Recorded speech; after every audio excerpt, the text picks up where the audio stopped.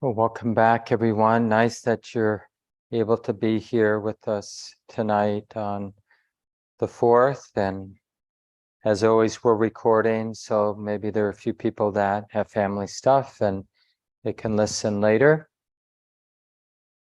And like we've been doing these last several weeks, let's begin with a short body scan meditation. So that's one of the techniques. We've been working with the breath meditation.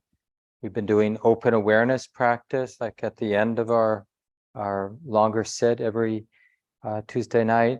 And then at the beginning, mostly Stacey and I have been leading that body scan meditation. It's just nice to have a sense, oh yeah, I have some options. So taking the time to find a comfortable, upright posture that feels good tonight for your body. Of course, it will never be perfect, so it just needs to be good enough to support relaxation and also support a sense of alertness. Like you're right here, right in the middle. Take a breath, a couple longer, deeper breaths in and out, just as a way of connecting with the sitting body. Where we take as much time as needed to fill and empty the lungs.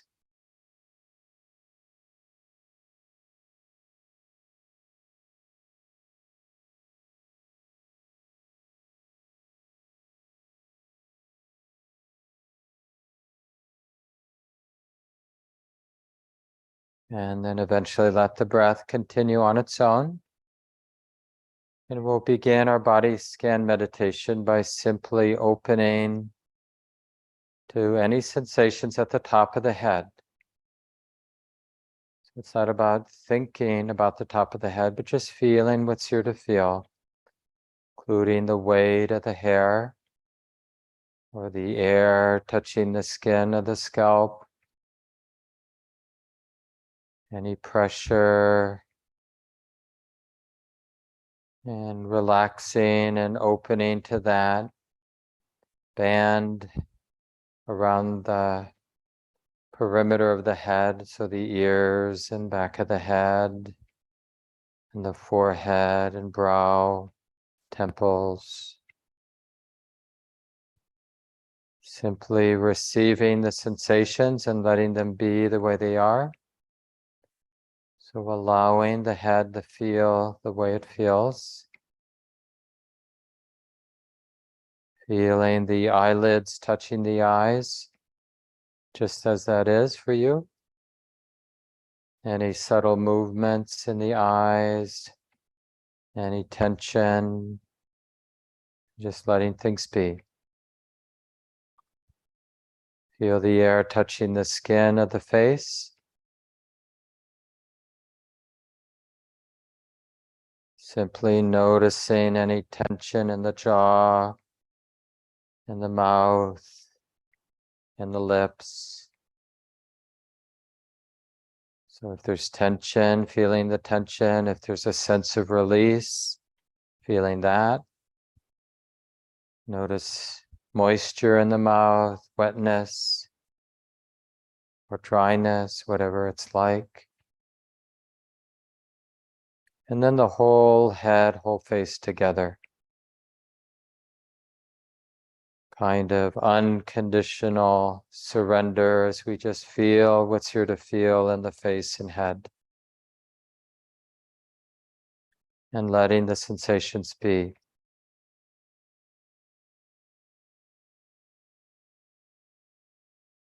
And then choosing to be aware of the throat and the neck, sides of the neck, back of the neck.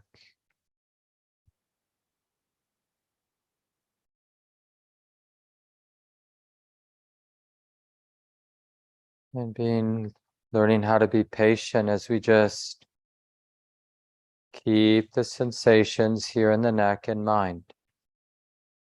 Staying present in this receptive way. Just receiving the sensations here in the throat and neck, just as they are.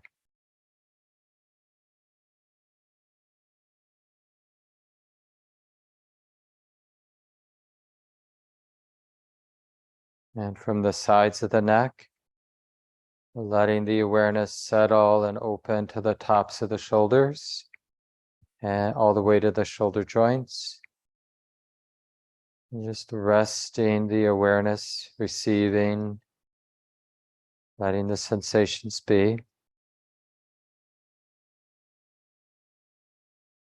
And noticing that it feels good to be intimate part by part through the body.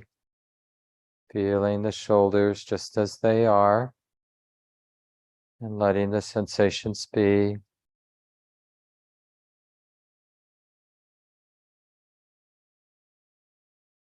Not in a hurry.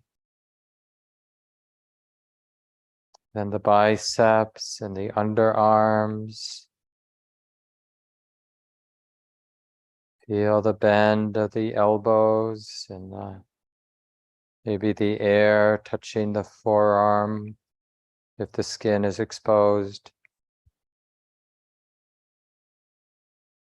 Any sensations along the back of the hands and noticing any obvious touch points, the weight, the pressure, maybe the temperature being a little warmer where there's touch. Taking the time, feeling each finger. So we can start with the small pinky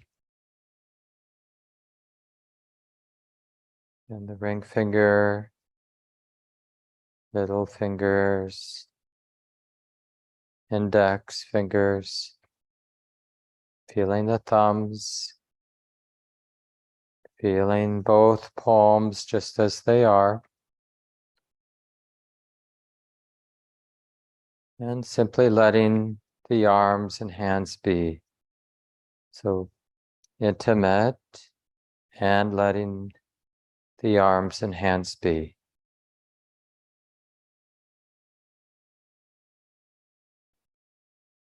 And we'll move down the torso, taking our time, interested and receptive to the upper part of the chest, rib cage, upper back. Just letting the awareness soak in here, feeling whatever we feel, including the clothes against the skin in the upper back, upper chest. And little by little, just including more and more of the torso as you move down. Feeling the structure of the rib cage and maybe even the beating of the heart in a subtle way, or the movement of the lungs as the breath comes in and out. The breastbone there in the center of the chest. Whatever you feel here. The upper half of the torso,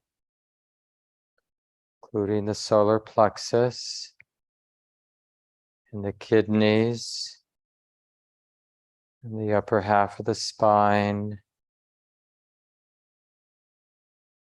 We take our time as we begin to feel down into the lower half of the torso, all the digestive organs here, and the structure of the pelvis, the lower spine, all the muscles here in the abdomen, the groin. Feel the floor of the pelvis.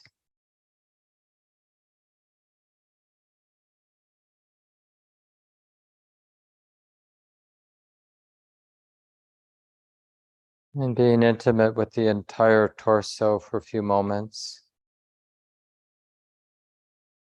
Not afraid to feel both the gross, obvious sensations, but all the subtle ones as well. Just being receptive to whatever's here. And then from the hip sockets, taking your time, we'll begin to feel down both legs. So of course the thighs first, feeling whatever we feel here, including any touch points on the thighs. even including where the clothes make contact with the skin.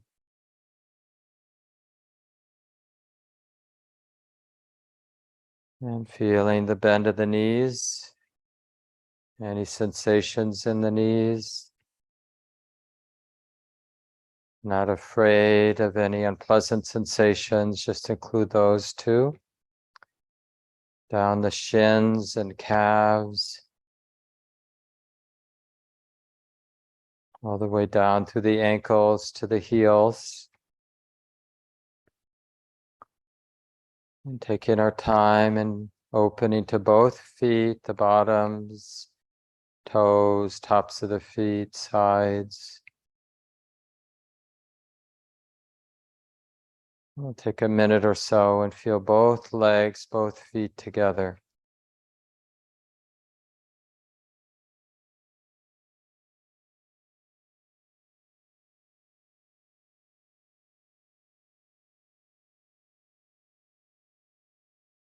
And then the whole body.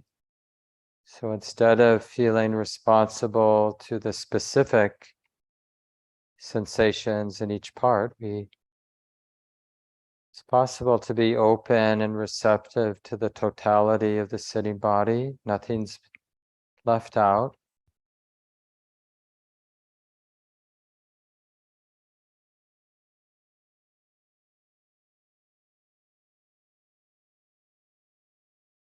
Really explore if it's safe for you now, actually safe to be open and receptive, and simply feeling, being attentive to whatever sensations are coming and going anywhere in the body.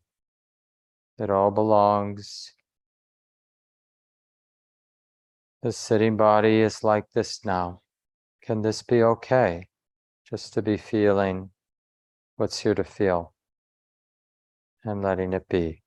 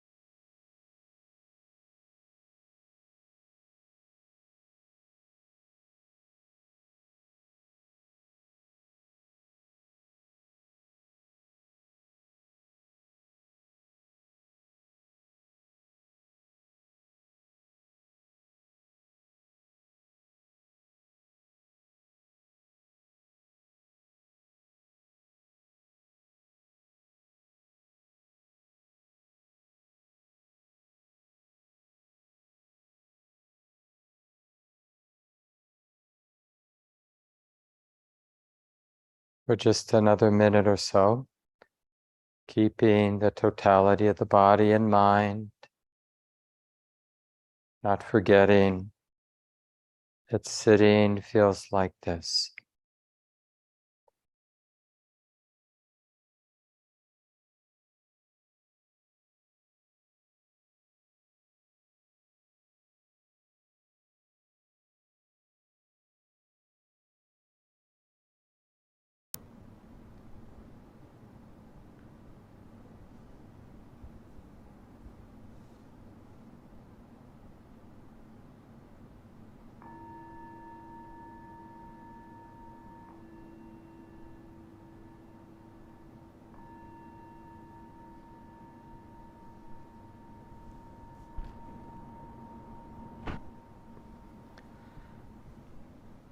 And as always, take a little time if you need to stretch, move the body, release any tension that you might feel, if you can.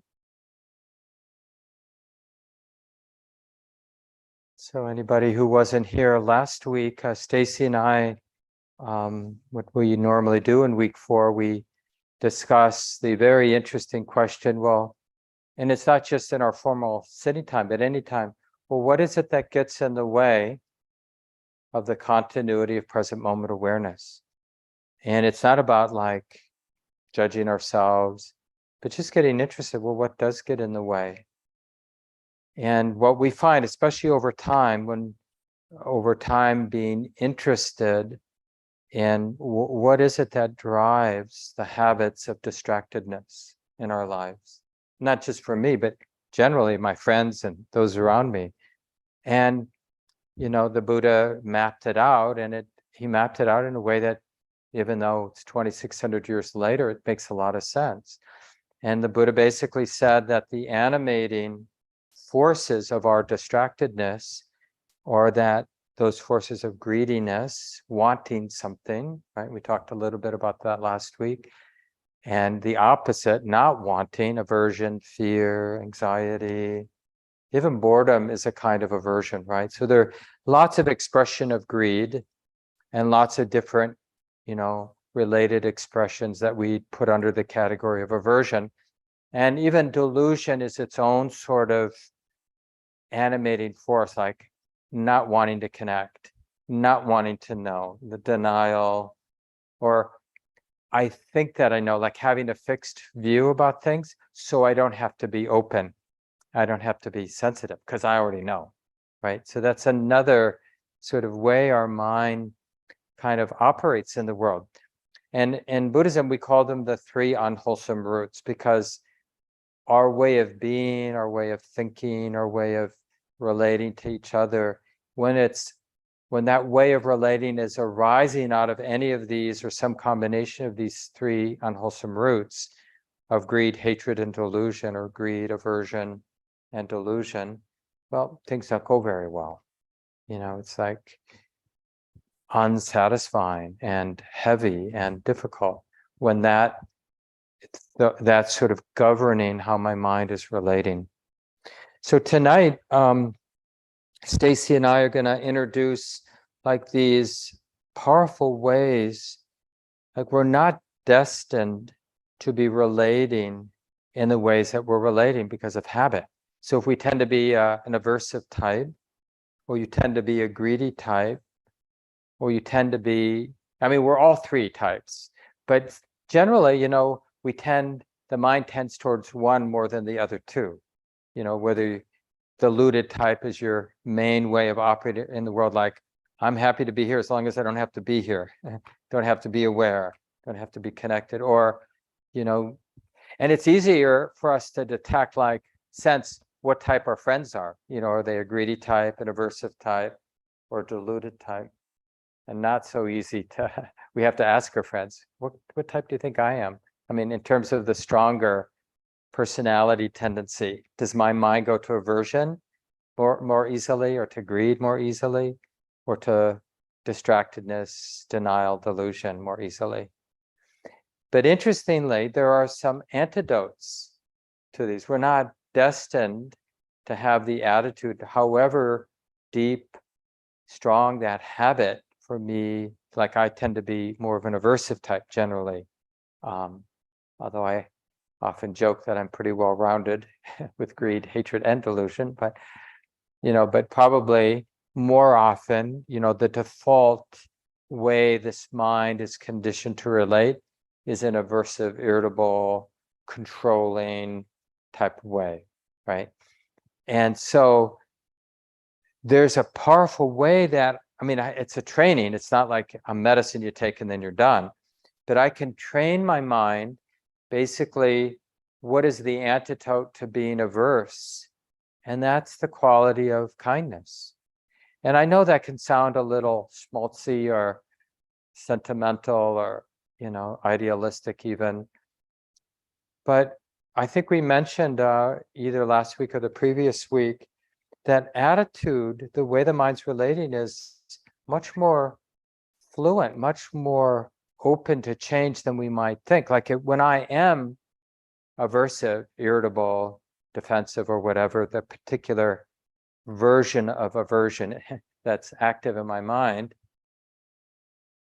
part of being identified or trapped in an aversive way of relating to the present moment is thinking that this aversive way of relating is me. So it always looks from a subjective personal point of view, it always looks solid, like, no, this is really the way it is, this aversion I'm feeling, this. But we want to shift that, we want to crack that a little, and whatever attitude that's present, yeah, that's the attitude that's present. We don't want to be in denial, but we don't want to imagine that it's more than what it is. It's just the attitude that in this moment is sort of coloring how I'm relating to the particular conditions or circumstances. And the interesting thing, and this is for each of us to realize directly in your own heart, but when you're authentically feeling some kindness, and not necessarily, often it's not kindness toward the thing that's causing your aversion or related to what you're irritated about, it doesn't matter. Like, I could bring my cat to mind.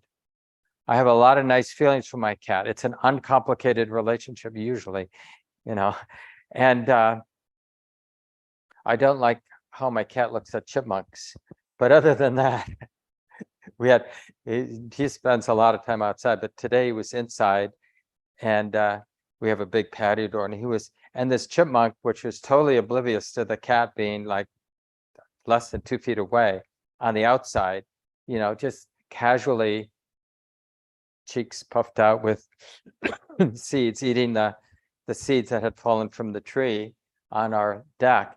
And the cat is just, because our cat likes to catch chipmunks and fortunately rabbits and things. Yeah, so just that kind of aversion and that greed, and we want to have a fluent sense that doesn't have to be that way. So now I'm using the example of the cat. Like when I bring the cat to mind, then I can that's the first step, like just the mental image of the cat, myself and the cat, or something simple. But then I recognize the way my mind is relating to that memory, to that mental image, right? And that emotion or that quality of relating is what we call metta, or kindness, or basic goodness, basic friendliness of our heart. And then in that moment, if we train our mind, we'll recognize that basic goodness, that kindness, that's real now. Even though it's just a memory of my cat, or it could be anybody, right? So you don't have to get a cat now. But then once I recognize that kindness, and even though the memory might be from earlier in the day or a couple of days ago, or whatever it was, the kindness is now. Does that make sense? Like I'm remembering the cat, and the kindness I have to the cat is right here and now. That's an attitude in the mind right now.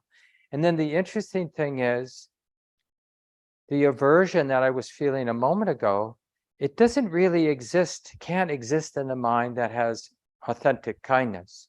They just don't coexist. You can't be aversive and actually feeling kindness. You can try this, see if that happens.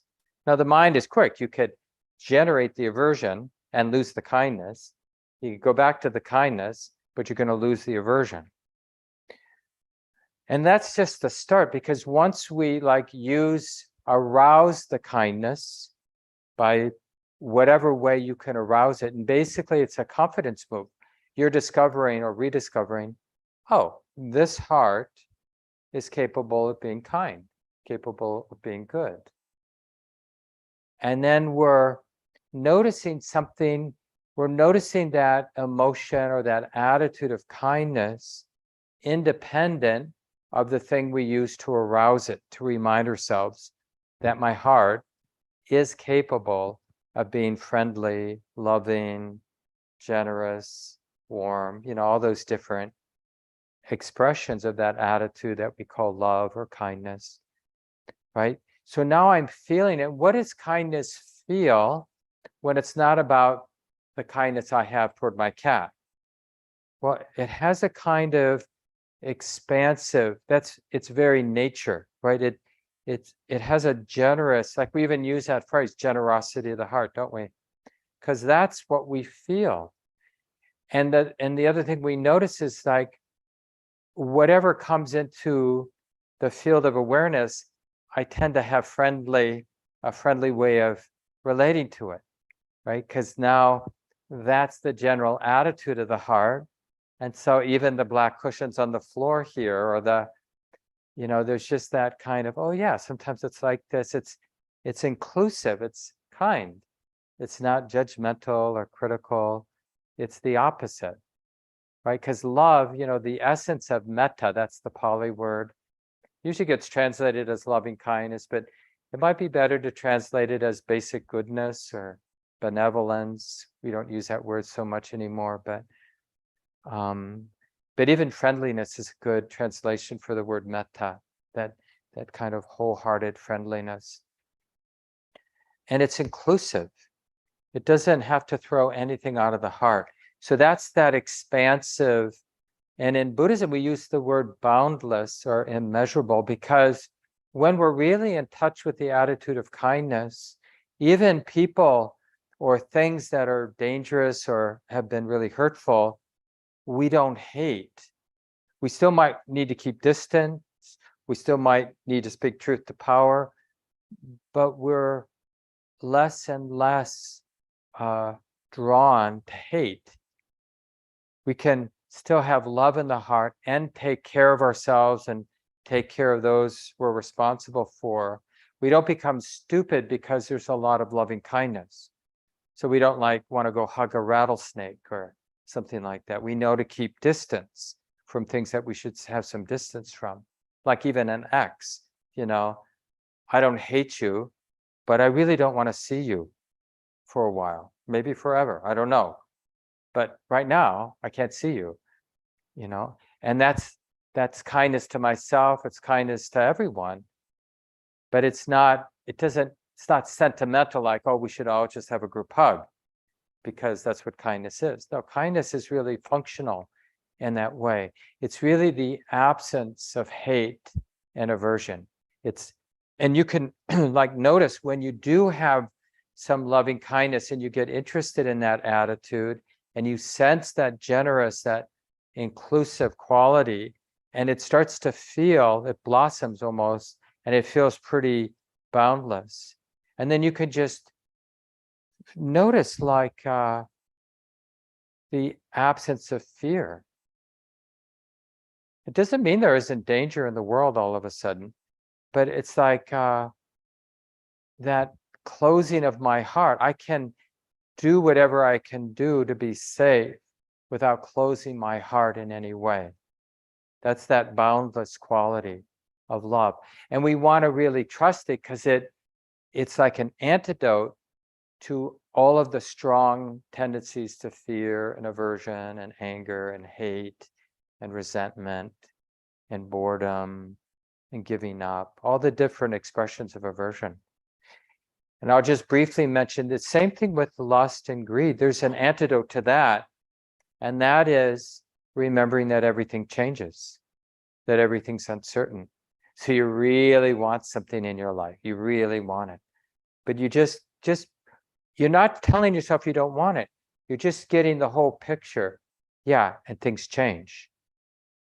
And it's uncertain how things are going to unfold. So I might get that cabin, but then it might have terrible mold everywhere, or I might get busy and never be able to go up there, or, any number of things. When my partner and I almost bought a cabin on the South Shore, and then we looked, and they were sort of a company that does erosion control, had them as a model. And when we looked at the picture, just happened to find it, this company, and they had this house that we really wanted to buy. And the shoreline was much further out in the photo, which was probably just taken a few years ago. So they had lost 15, 20 feet of their shoreline just in 3 years. We were so happy to see it, oh, no way should we buy that place. Yeah, so it's just, anyway, I don't know where that came from.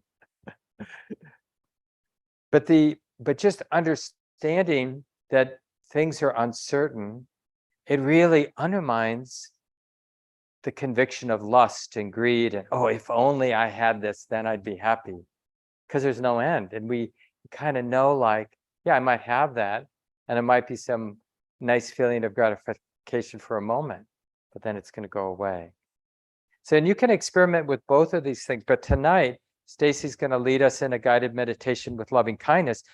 And then this week, do the metta, the loving kindness, and there's a handout on this that you can get, week 5 handout. So look for that, and that can help remind you, and you can re-listen to Stacey's guided meditation. And we'll do a little next week too, week 6, for the metta, the loving kindness practice. But also experiment with impermanence whenever you feel a lot of greed. Just like you're opening your mind and you're just remembering, yeah, I might get that and that might make me happy, but then eventually it will be different, it will change. And then all of a sudden, the promise of that making you happy won't be so compelling. You can experiment with that too. So I'll pass it to Stacey, but maybe as I'm doing that, you can stretch your legs.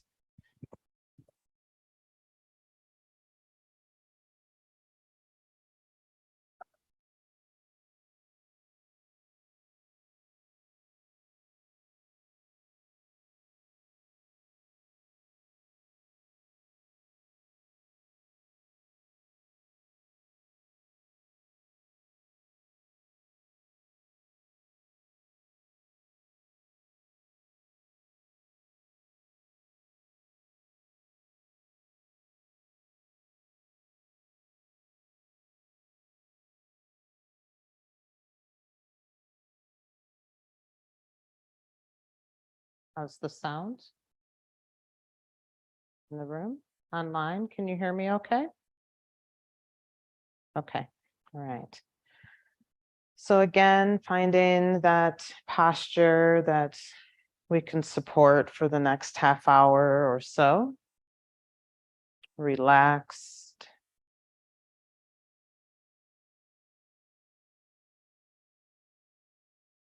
Relaxed and still with interest, curiosity. We can turn our full awareness to the anchor. Maybe that's a few breaths in and out, or the sensation of your hands, tuning to a sound, just to bring us back to the present moment, aligning the mind with the body.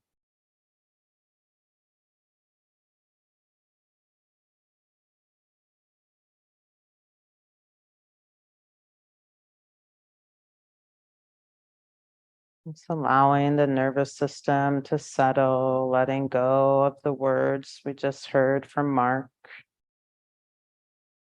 Allowing the breath to settle into its own rhythm.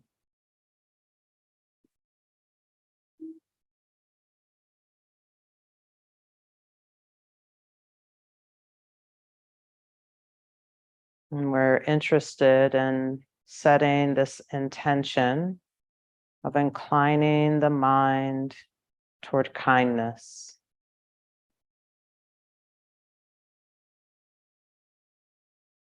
We might say care.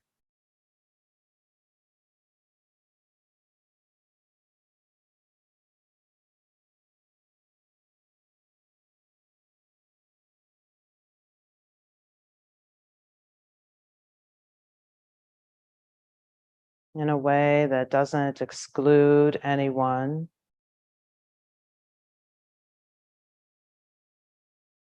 Just like the sun. Sun shines on everything. We can practice allowing this kindness naturally arising in our heart and the mind to extend out without exception, without stopping to judge who's deserving or what we might get in return or how we'll be perceived.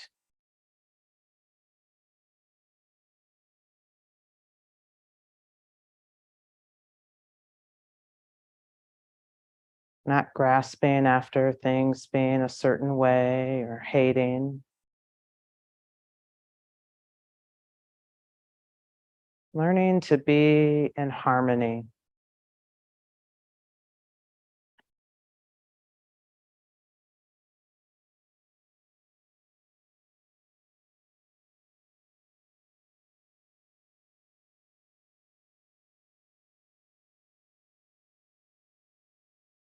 With the experience of this physical body, this mind,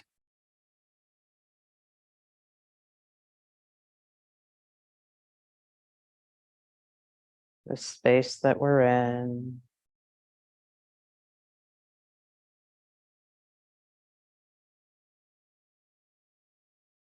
In harmony with the relationships that we have, perfectly imperfect, just as they are.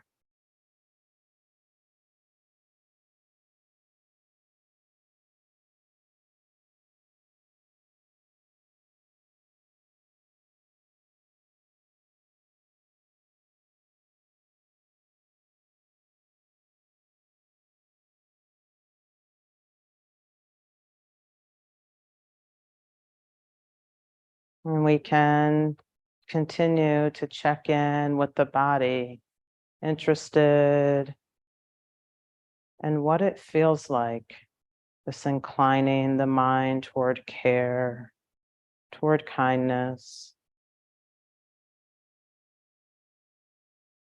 whether it's meeting suffering, meeting another's joy,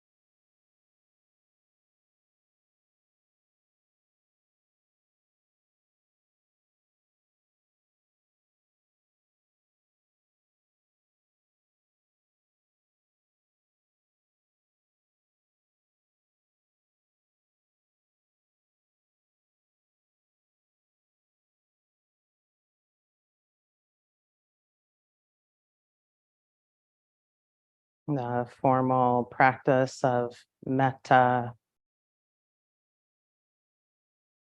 We start where it's easy, perhaps with ourselves,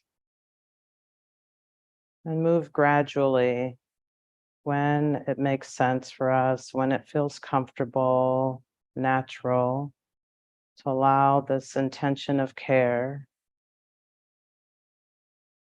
to radiate out to all beings.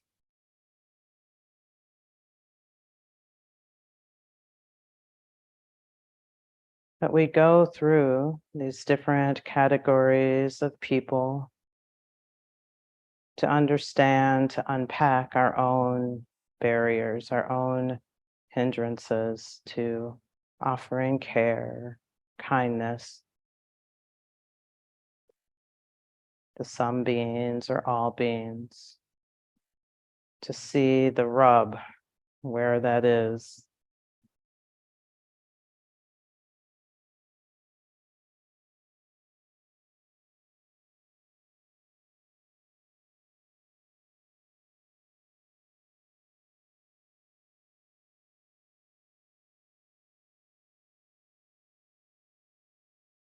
But to cultivate and feel full with this feeling of kindness, loving kindness or care. Just bring to mind the feeling, the deepest love that you've ever felt offered to you.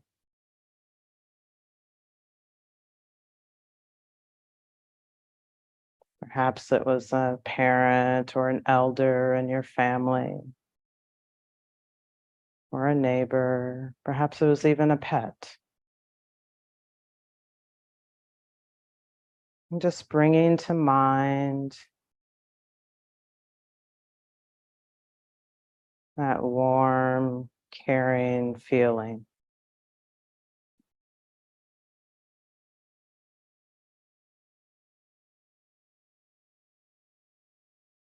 Offered generously without condition.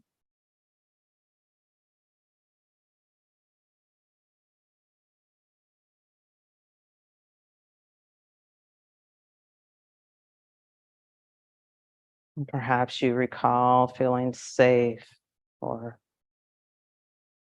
known,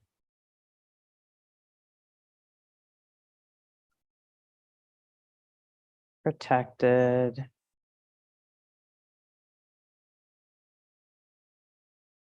at ease, and cared for.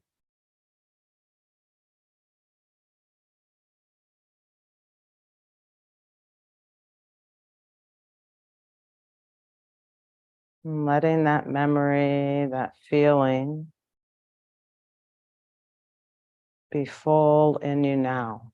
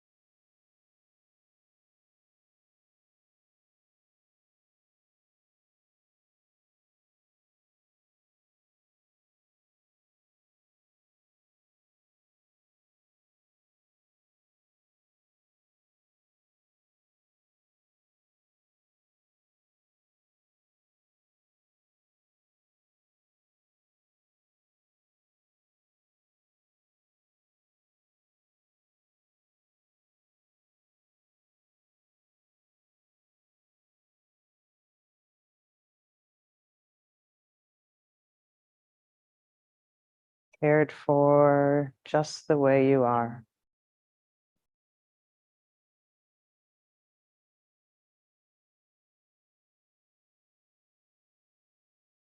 Notice where you feel this metta, this kindness in your body.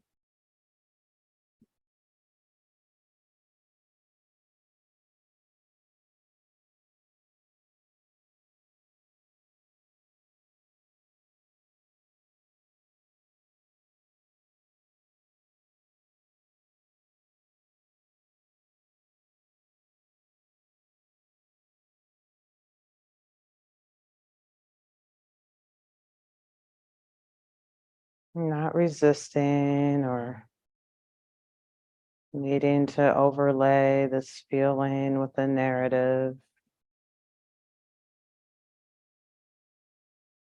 but resting in this clean, pure care, loving kindness.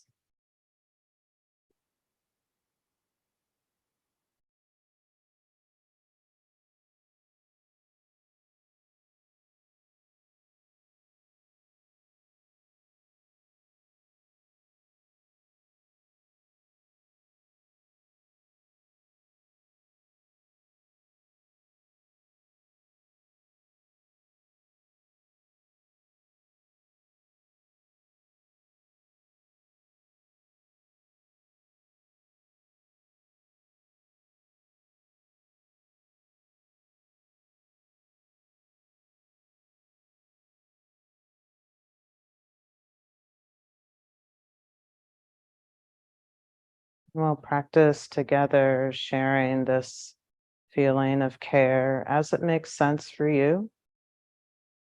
If it makes sense to stay here, receiving, resting in this loving kindness, that's okay too.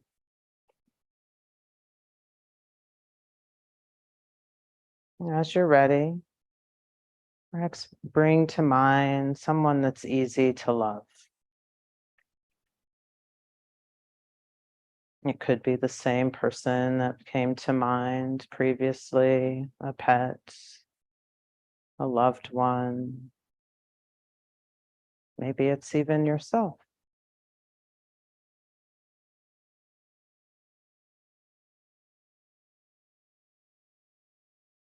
And just allowing this loving kindness to flow out to this person, this being.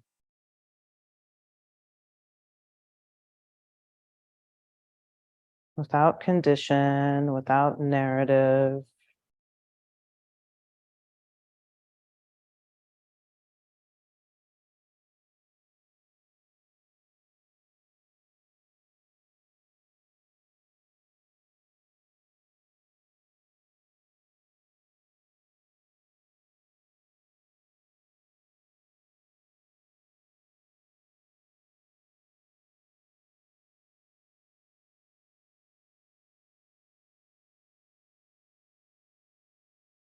We can use the phrases offered to support us in this practice, to hold us in this intention and not float off in story or memory.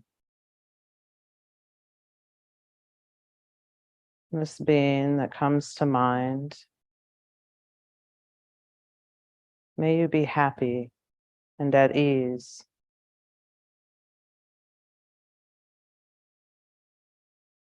May you be healthy and strong.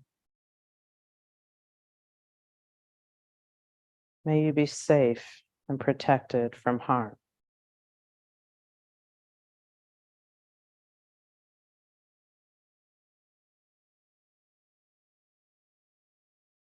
May you be happy and at ease.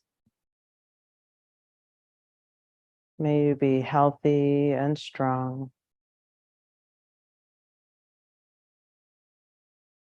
May you be safe and protected from harm.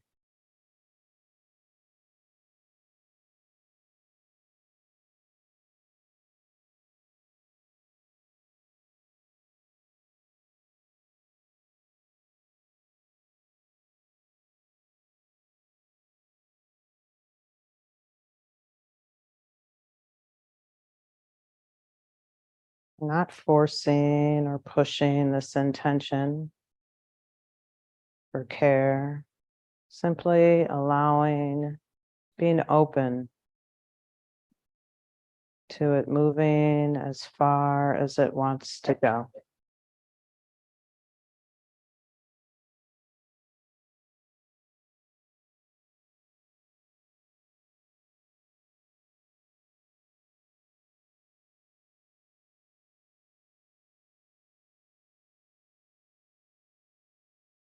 And what does this feel like in the body?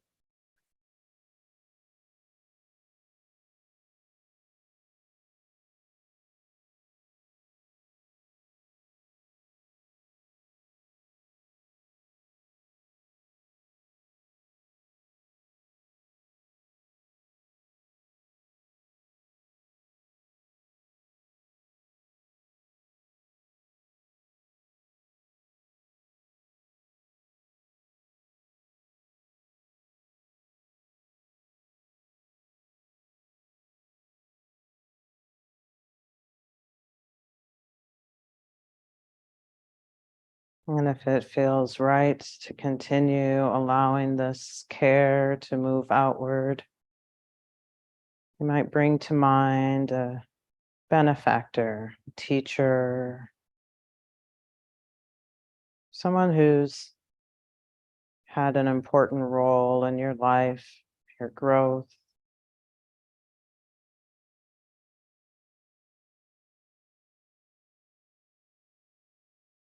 May you be happy and at ease.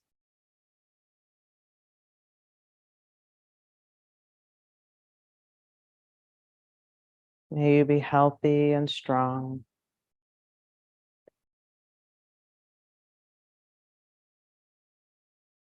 May you be safe and protected from harm.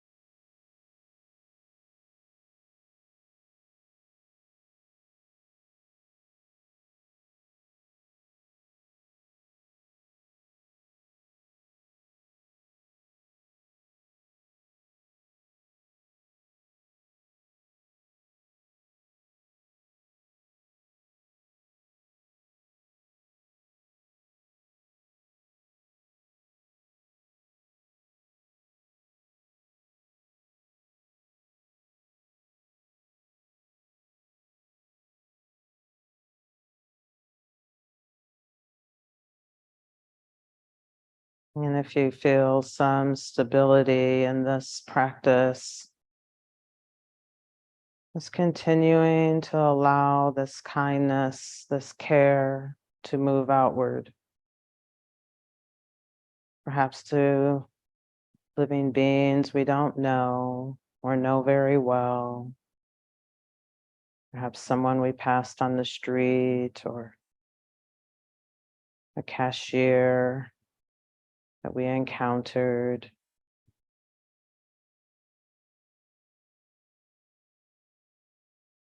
Maybe even a relative we know little about.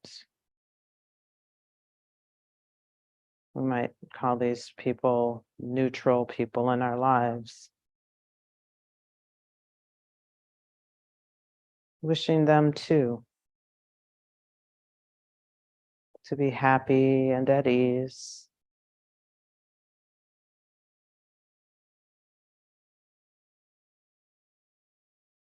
May you be healthy and strong.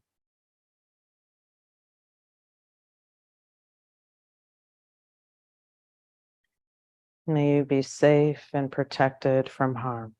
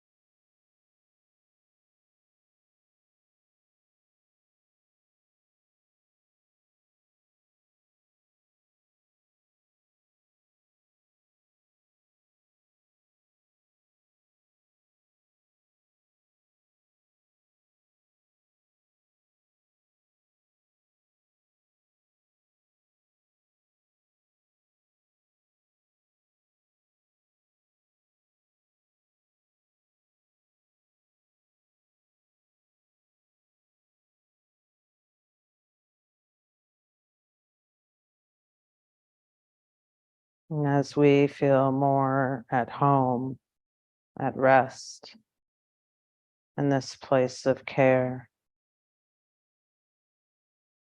it makes less and less sense to keep it for ourselves or to dole it out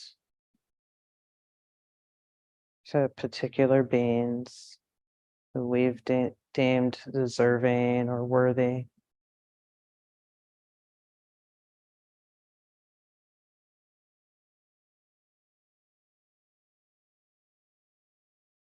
Until even the people we have difficulty with, not the biggest difficulty, perhaps someone we exchanged some difficult words today or recently, or there's been a change in our relationship.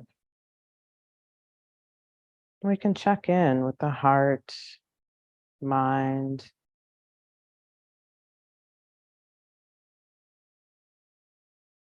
for alignment of this intention with our actions, wishing them too.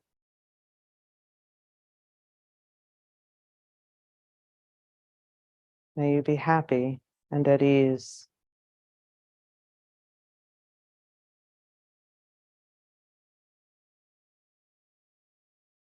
May you be healthy and strong.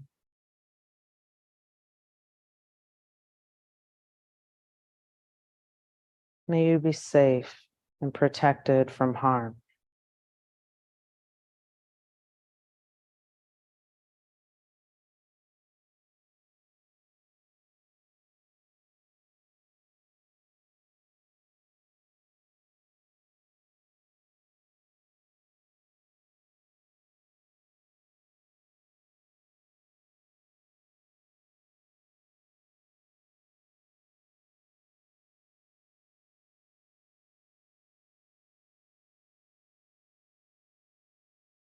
And we can notice where there's resistance, where this intention flows effortlessly, and just to know this without judgment or shame.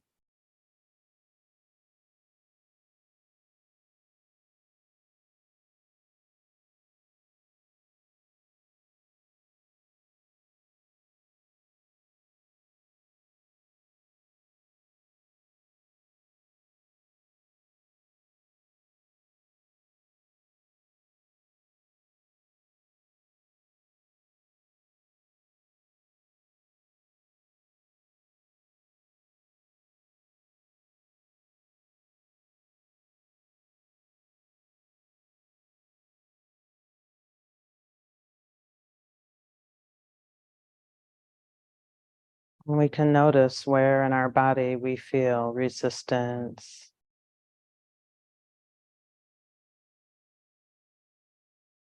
habit of judging who's deserving, who's not.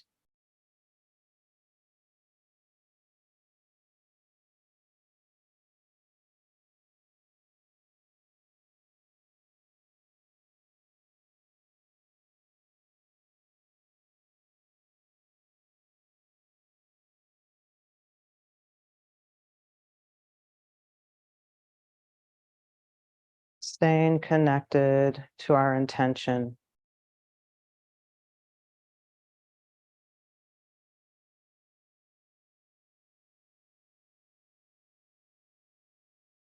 Interest in what's moving in the present moment,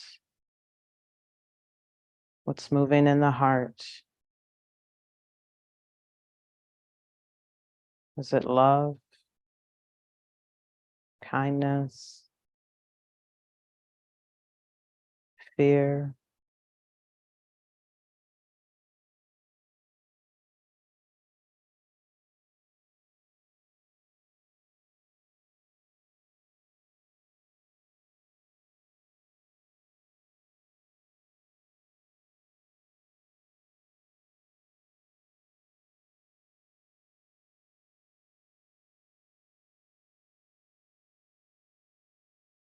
Connecting with our intention to choose kindness over hostility.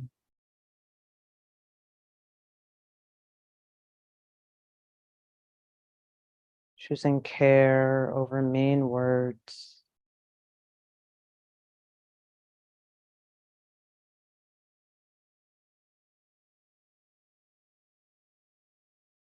Choosing to affirm rather than negate.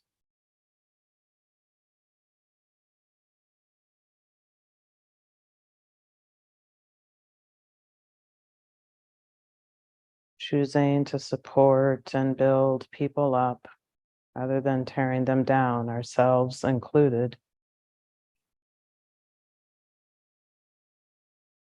Appreciating the good that's here.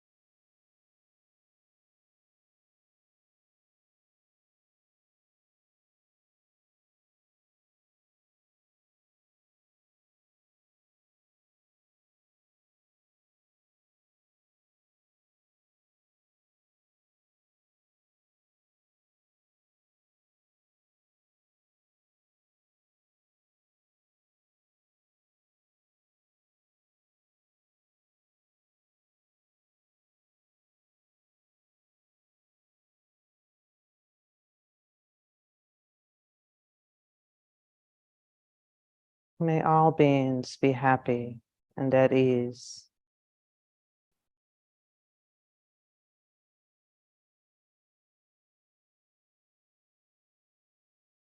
May all beings without exception be healthy and strong.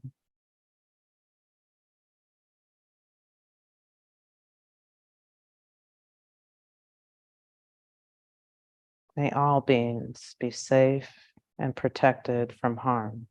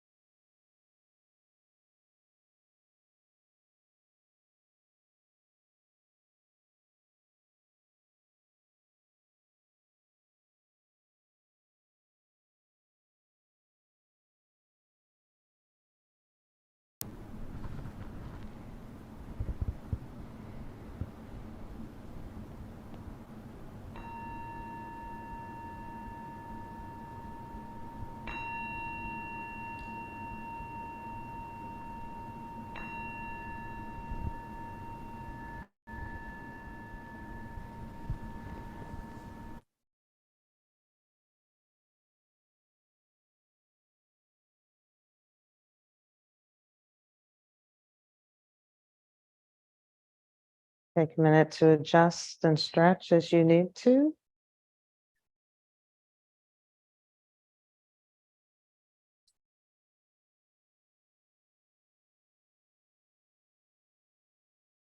So we have some time to hear from you, how it's been going, your practice at home, or what came up for you this evening, or and that's it. Am I in the right place? Is that where we're at? Okay, all right.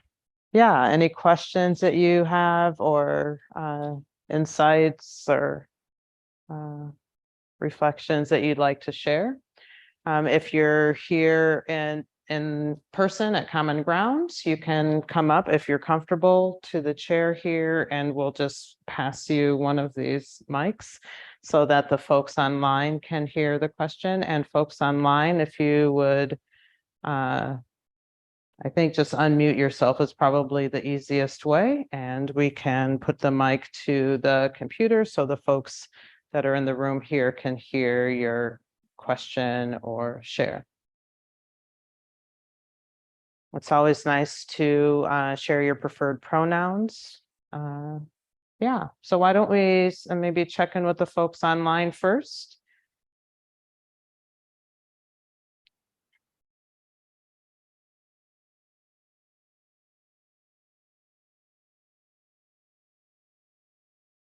Or anyone here in at Common Ground? Yeah.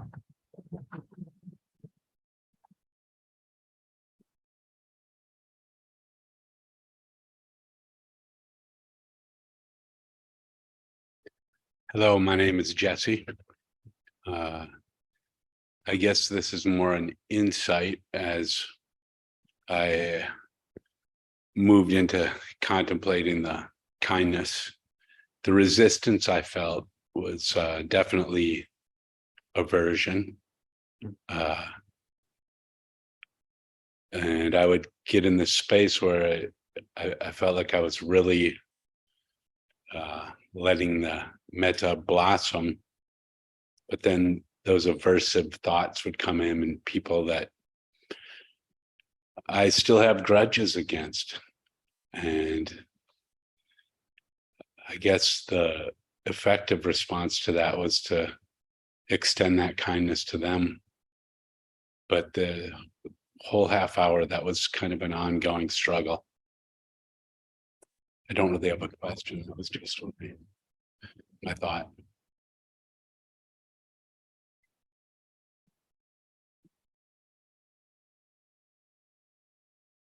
Yeah, Jesse, I think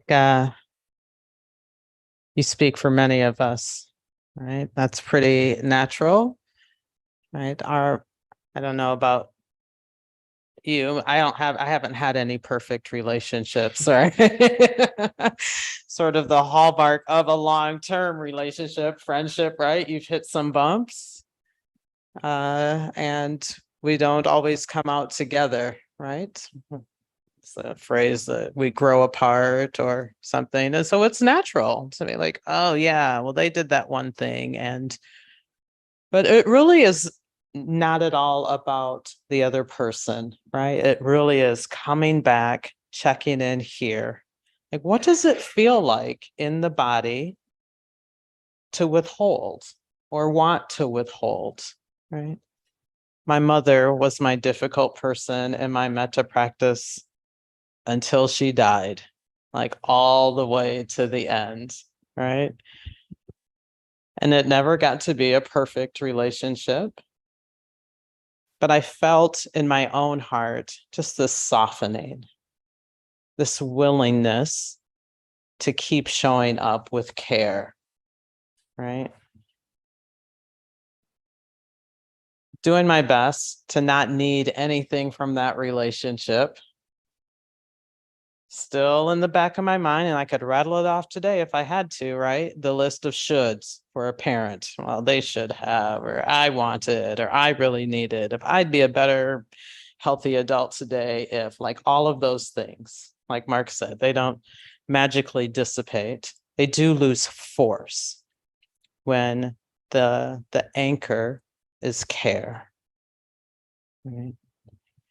Another sort of mantra that I've found helpful and disappointing and helpful is like most of us are doing the best that we can most of the time. Like that's what it looks like on some people. Sometimes that's the best. And can we meet them there?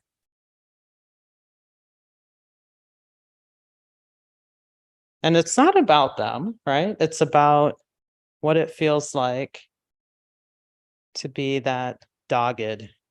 Yeah, but, yeah, but, yeah, but, right? And it's shocking, surprising. It's an amazing practice. It's been in the core of my practice for 15 years, metta. Like allowing this care to meet joy, to allow it to meet difficulty and suffering, just as it is, without needing it to be perfect. Like that's the thinking mind, right? It really is. And maybe it really is about this heart's capacity. And sometimes it's like, oh, not yet. Like Mark said, yep, I care about you over there, right? It doesn't mean that everyone's in the inner circle, right? But we know that holding resentment, holding hostility, it really makes us physically unwell. And so what is going to support well-being here? And not because Mark or I said so, or the Buddha said so, but because you're willing to try it on for yourself. That's kind of an attitude I came to it with, like, yeah, I don't know. Was my mother my difficult person? Like, yeah, we'll see if this really works. And it's slow. It was a slow, it's like melting of shea butter, which is like, or cocoa butter, which is like really dense and thick. It doesn't melt quickly. But there was a softening. It wasn't perfect, but I felt clean, right? What is going to help us walk away feeling clean? Like we talk about that in 12-step programs in terms of like not using. But I really like that frame of reference in terms of how we relate to one another. Right. And coming back to this intention. No, I probably didn't get it all right. I made some missteps. Hopefully there'll be an opportunity to try again. But do I feel clean about what I set in motion? Are my intentions pure, wholesome? Why don't you say a little bit more, Stacey, about how, because I think another way of saying that you were just saying is like metta toward yourself. Mm, So maybe just talk about that, because I bet people would like to hear that. yeah, I think, one of the things that we internalize or certainly have been conditioned is like how we should, all of those shoulds, what sort of daughter we should be, or son, or parent, or employee. And there's this long list of measurements, right, that we hold ourselves to. That always isn't useful. It's just not useful, right? Because here I am right here.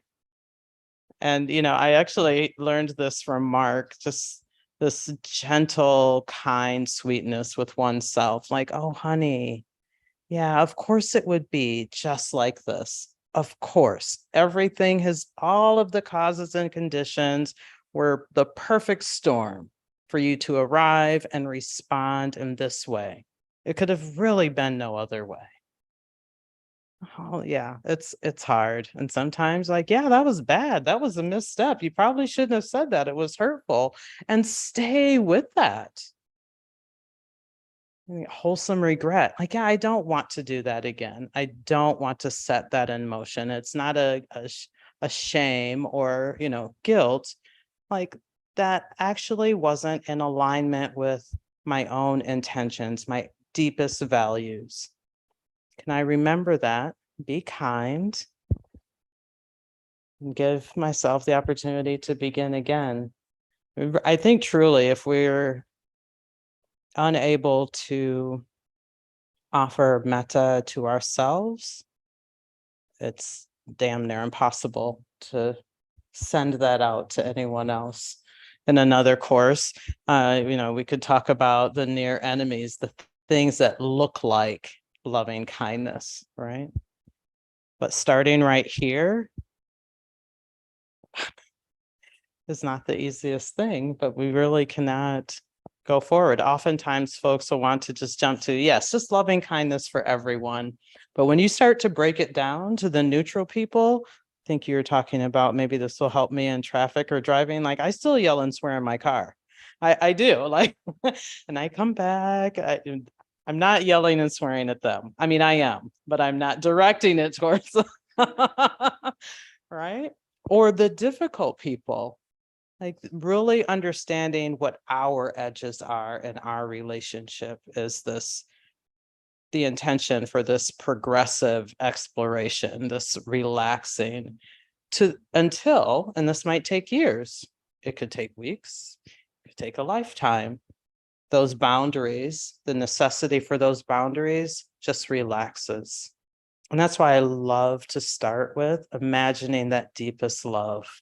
Like whoever that was, it could be cuddling with your dog or whatever it is.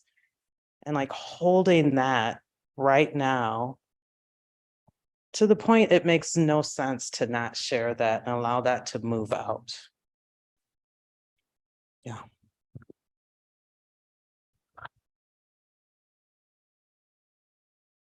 Checking back online. They're there. Elisa? Yeah. So, my name's Alyssa. Oh, The other one. Hold on, Alyssa, I'm technically challenged. Okay, I don't know where your mic is. All right, speakers here. Okay. You can go ahead. okay. My name's Alyssa. My pronouns are she, her. And I guess mine is also a comment and just like a piece of gratitude, because these 5 weeks, I have been able in my daily life to find an anchor with my breath. And it just feels great to be able to do that when I do it. And I think that coming in to the course, I think I just found myself feeling like there's no alternative to when I feel reactivated. Like there's no alternative. I mean, I hear there's alternatives and I see that there's alternatives and I've studied that there's alternatives, but like for me personally, in particular moments that feel overwhelming, it's like a pretty I have a pretty consistent reaction of just being really internally upset, and I don't outwardly tend to express it, but it's pretty obvious that I'm like I just get really tight. And what I've been able to do is I have been able to just breathe for a second, like just breathe. And that in those moments has been enough to just bring me back to the present, a place that I don't particularly want to be in that moment, but it did bring me back to like, okay, well, I'm here and I'm breathing. And then I was able to kind of just move to the next thing and even find a little bit of humor or at least a little bit of relief. And then there'll be hours where I'm like, oh, I really haven't even noticed my breath. But I feel like I'm still happy that it's been 3 hours or it's been 7 hours or it's been a day and a half. But the fact that I'm able to come back to that as an anchor, it just gives me like a lot of appreciation for like, oh, there's some hope in the direction that I'm wanting to go. And that it is, I think it came from just like an interest. That first session you said like cultivating an interest. And I hadn't really thought about, I'm going to cultivate an interest in some of these things that feel really out of my grasp to do anything about. And so I've just been really appreciating, after doing this practice for quite a while, finding a new beginning. So thank you. Thanks for that powerful testimonial, Alyssa. I was inspired by it. And yeah, so even if you don't feel ready to do a testimonial like that, it's good to keep an open mind because the practice seems so innocent and non-intrusive and soft in a way, being present, relating with kindness. Doesn't seem, it's like, well, of course, and we roll our eyes and we think we already know it. But I mean, I think I can say with some confidence in my own life, and seems generalizable to everybody's life, these, this coming together of wisdom, present moment awareness, and the attitude of kindness, it really is the most powerful thing. And sometimes I use that example of how water has, over a long time, carved the Grand Canyon. Some of you probably have seen it, or other big canyons that have just been carved by water rushing through over and over and over and over and over and over centuries and eons. And something pretty remarkable can happen. Like it's a mile down when you go to the edge, at least on the north side of the Grand Canyon. I mean, it's a ways down just because of that soft power of water. And there's something about bringing this clarity, this intimacy, the stability of present moment awareness that's infused with kindness. There's really no present moment awareness without being infused with kindness. Like if I'm kind of like staring at the present moment, irritable, that's not being present. That's called being aversive. That's not the same as being present. Being present means the heart is open, it's receptive, it's understanding. It's like this, that relationship between the awareness that needs to include and be intimate. You see the necessity of kindness. That's why in the course on awareness, mindful awareness, we're spending the evening, and we're going to bring it up, probably Stacey, and then Shelley Graff, the other co-guiding teacher at Common Ground, is going to be leading the group maybe possibly with Stacey, we're a little unclear of our schedules, but for sure Shelley will be here next week, and I'll be leading a retreat, so I won't be. But they'll teach it again and spend a little bit more time next week about how awareness practice and kindness really work together hand in hand.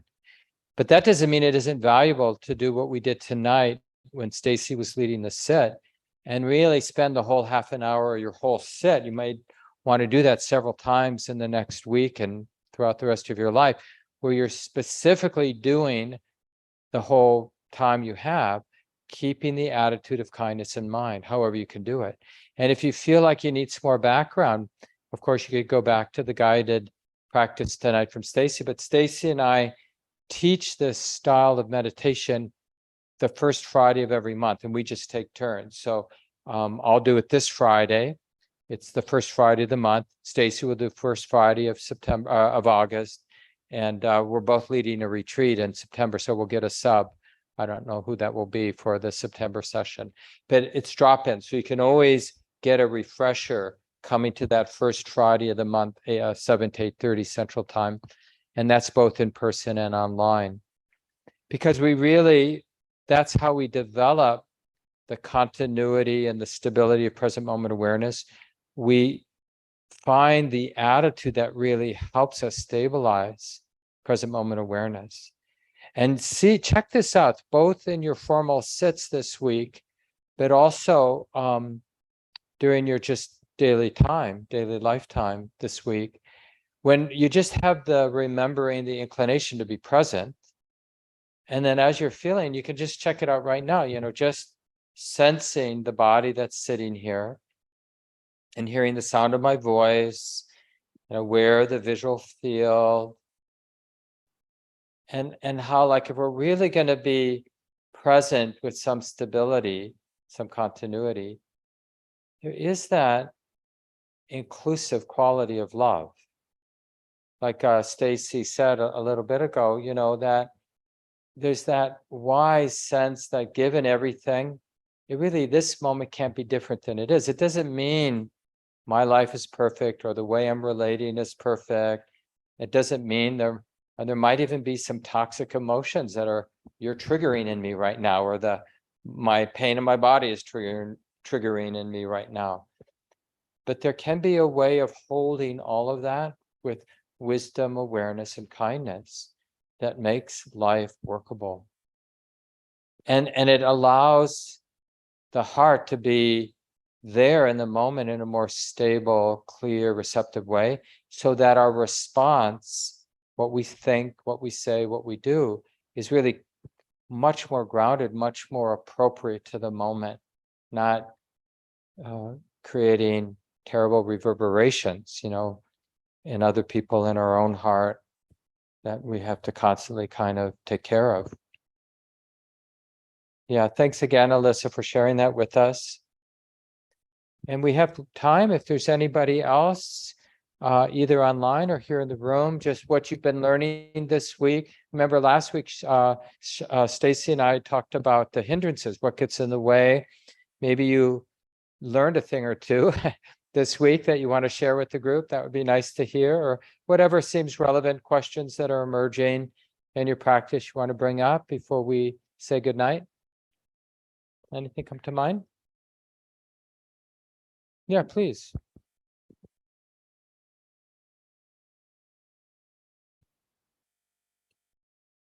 And my name's Mike. And maybe you answered it there, Mark, but like in sits and things like that, it's all generally pretty good, but trying to recognize present moment awareness like throughout the day or at certain times. A lot of times again, maybe there's not enough kindness for self, but it's like, okay, well, we should change then, right? I'm recognizing either a response to a situation or behavior I don't like, or even if I'm just doing nothing, or I'm at work and I don't, like the way it's going. So I just am checking out, I'll observe that, right? I'm checking out, well, then I should change. That's not okay, right? That's not okay. So a lot of it's judgment there, and just kind of observing and wanting to change and noticing that and noticing that. And then I don't really want it, I'm not going to change, right? So like I'm trying to just be neutral about it and observe it, but gets into this cycle for me. And so that gets difficult, but that's kind of what I have for that. Thanks. And I would, I would just encourage all of us to be kind and gentle with ourselves, right? We've been on this planet for some decades and we've developed some habits, some habit ways of responding and being in the world. And an intro class or 15 years of experience practice or 40 years of practice, it doesn't entirely undo all of that, right? And so when I've found a useful approach to practice is really just this one that we've kept coming back to: simply relax. Like, where am I tight? Check in with the body. Where am I tight? Where am I holding on to some views, some ideas, some preferences? How is that moving? Is it moving in a way that's useful before we get to the shoulds or that's bad? Like, is this useful? Is this way of responding useful? Now we've been building, we started building our tool bag, right? What in that tool bag would be useful right now? Is this idea of this is all wrong and bad and broken is not nourishing for the heart, right? It just makes us tight, this way of relating. So it's more about understanding the mind's way of relating to experience, like Alyssa said, right? Like, yeah, I know A happens, I respond to B, and I have to play it all the way out, right? And that we can course correct that. It takes years. I mean, it's taken me years, and I'm still course correcting some deeply reactive habits, but simply noticing, like, oh yeah, and even in the midst of a reactive pattern or expression, we can pause, like, oh, I actually don't have to play this all the way out, giving ourselves permission, gently, kindly, to begin again right here, right now. But that question, is this actually useful? Is one of investigation, and that's our charge. We're not here to sleuth out all of the broken things in our lives, but really be interested in what we're setting in motion. Yeah. And what really helps that kind of staying with it is the shift from, because we have this idea that it's all about, life is about becoming perfect. And it's not about becoming perfect. It's becoming, like Stacey was saying, relaxed and interested and intimate with imperfection. Not about being perfect, but like, what is the skillful, loving way to relate to imperfection? Because that's what we are as humans. And some of those more deeply ingrained, let's call them unskillful habits, they may never go away. But being free and being loving doesn't depend on having a perfect personality that's all roses. And that discovery is really liberating. I don't have to be perfect. I just need to be relating to this moment with wisdom and kindness.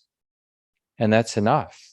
I mean, and it's not like we're not selling life short by saying that's enough. It's liberating to be relating to my imperfect personality with wisdom and kindness.